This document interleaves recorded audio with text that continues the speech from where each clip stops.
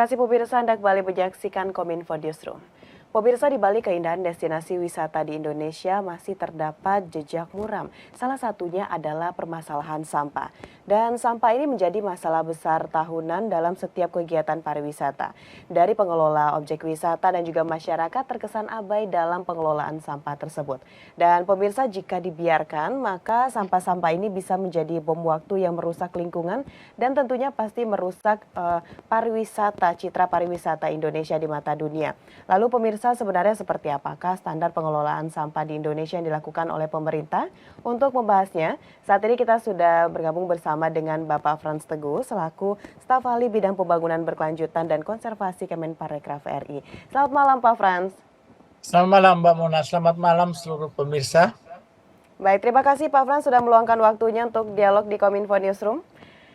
Kita akan membahas, Pak Frans, ini adalah masalah yang sepertinya setiap tahun selalu menjadi pembicaraan juga di kalangan petinggi untuk mencarikan solusinya. Permasalahan sampah di destinasi pariwisata, Pak Frans.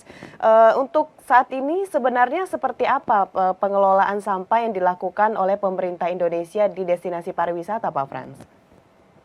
Baik, terima kasih. Selamat malam teman-teman semua, pemirsa. Kalau peran pemerintah sesungguhnya jelas. Kita dengan berbagai regulasi, kita ingin mendorong agar upaya pengelolaan termasuk penanganan sampah ini benar-benar bisa kita selesaikan, ya, terutama di daerah pariwisata. Kami dari Kementerian Pariwisata dan Ekonomi Kreatif sekali lagi mendorong supaya terjadi kolaborasi, kerjasama, dan juga upaya-upaya inovasi dari seluruh stakeholders, ya, dari setiap penggiat, pengelola di destinasi pariwisata, termasuk juga pemerintah daerah, para kabupaten kota, teman-teman di desa, lembaga swadaya masyarakat untuk semakin peduli, ya, terhadap penanganan sampah. Karena bagaimanapun kalau wisatawan itu datang berkunjung, itu juga selalu akan ada sampah atau tumpukan sampah. Ini yang saya kira harus tetap menjadi perhatian kita, terutama dari sisi pengelolaannya. Nah, kami juga selain kerjasama dengan berbagai pihak tadi, kita juga mengeluarkan semacam peraturan Menteri Parekraf, ya, nomor 9 tahun 2020 terkait dengan pengelolaan sampah plastik, karena kita juga sangat merasakan ini sampah plastik ini juga ancaman serius, menjadi musuh dalam pengelolaan pariwisata kita yang berkualitas dan berkelanjutan.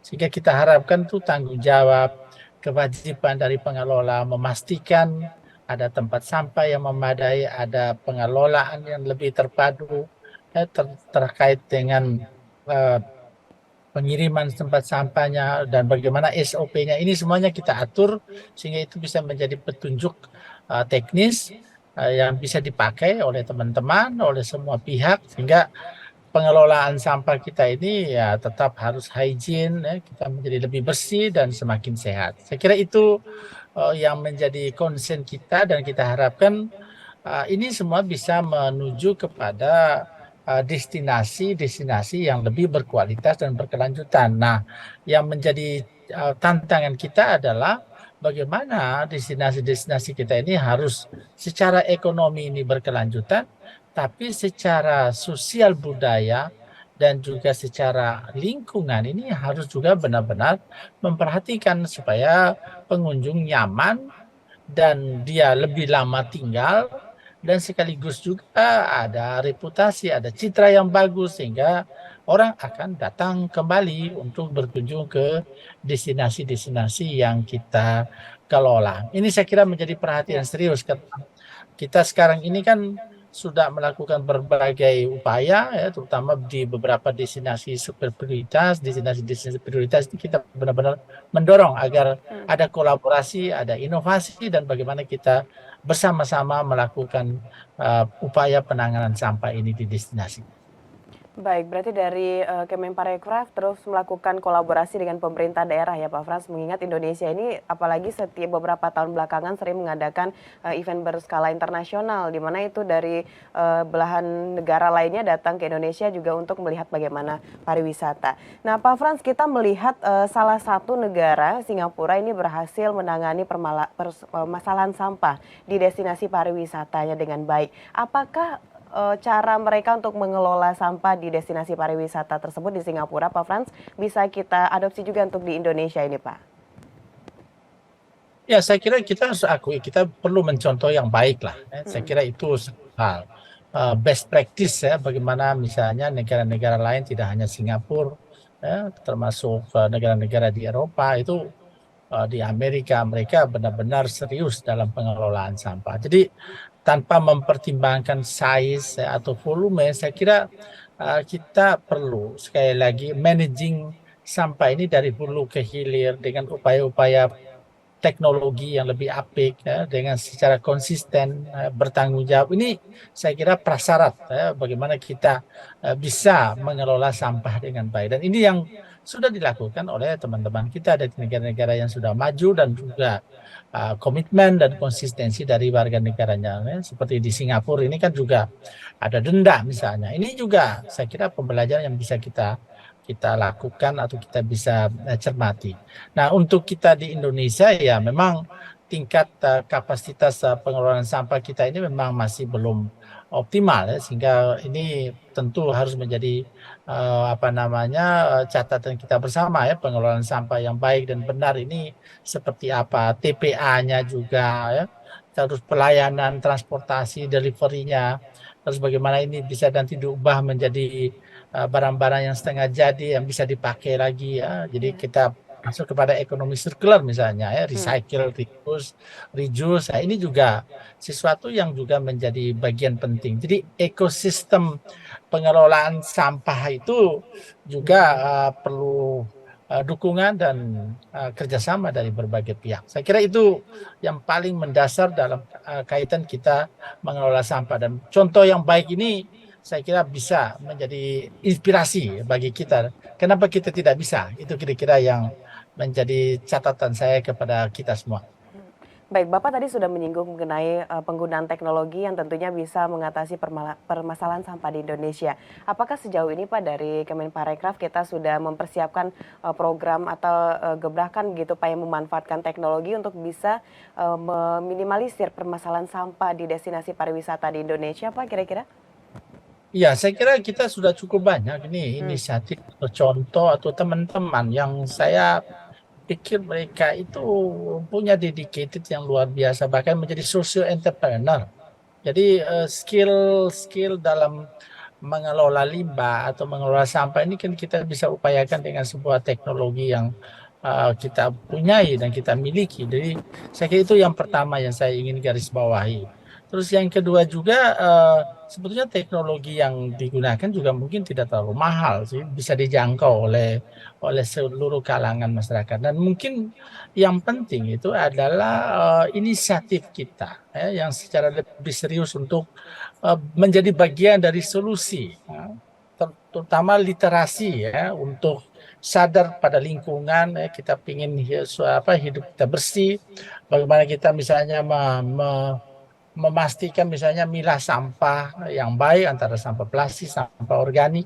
Saya kira ini upaya-upaya yang memang selalu harus kita perhatikan dengan cermat. Jadi kita memang punya tantangan ya, regulasi ya, dalam penanganan sampah, koordinasi masih belum optimal. Tapi saya kira dengan teknologi yang sekarang misalnya di TPA itu upaya untuk memilah sampah itu kan sudah relatif bagus, atau bahkan teman-teman komunitas yang saya kenal ya di Bekasi ya, di Jogja dan sebagainya, itu bahkan mereka sudah sampai menghasilkan barang-barang yang tadinya buangan atau limbah itu bisa menjadi barang yang berharga, yang bisa dipakai ulang dan bahkan punya nilai ekonomi yang tinggi. Nah, ini saya kira peran dari teknologi baik dari sisi pengemasan, pengolahan, pemilahan dan juga uh, penataannya itu menjadi semakin baik, semakin apik, sehingga tadinya barang-barang yang tidak bisa kita gunakan atau tidak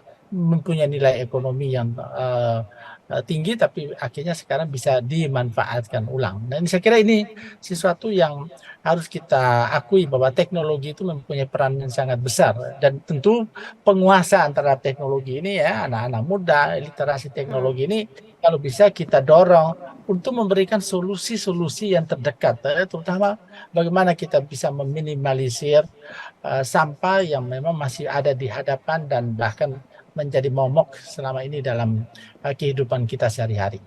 Ya.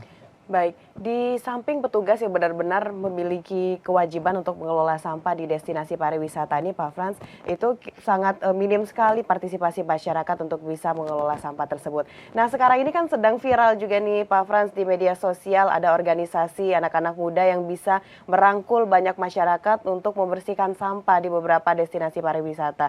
Nah, ini bagaimana peran dari Kementerian Parekraf untuk bisa merangkul juga anak-anak muda ini agar mereka tetap bisa berkolaborasi dengan berbagai pihak untuk mengurangi permasalahan sampah khususnya di destinasi pariwisata, Pak.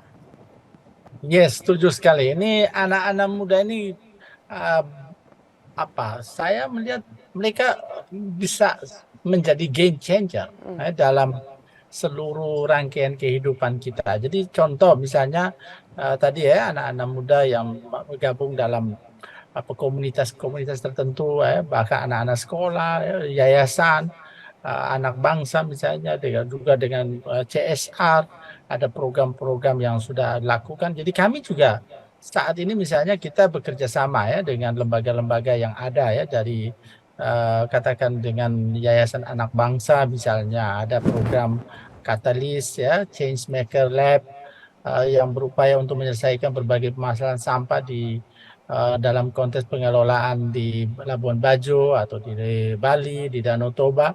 Nah, kita ingin sekali lagi mendorong spirit kita, kampanye kita. Ayo kita mulai sekarang ya. Every step to matters. Jadi kita ingin sampaikan pesan yang jelas, narasi kepada publik, juga kepada anak muda.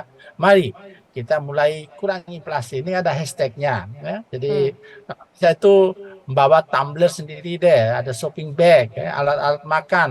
Jangan jangan nanti bergantung kepada fasilitas yang ada yang justru bisa mengurangi plastik. Atau juga kita punya jaga destinasi ya. Kita harapkan ini destinasi-destinasi kita ini bisa lebih bersih.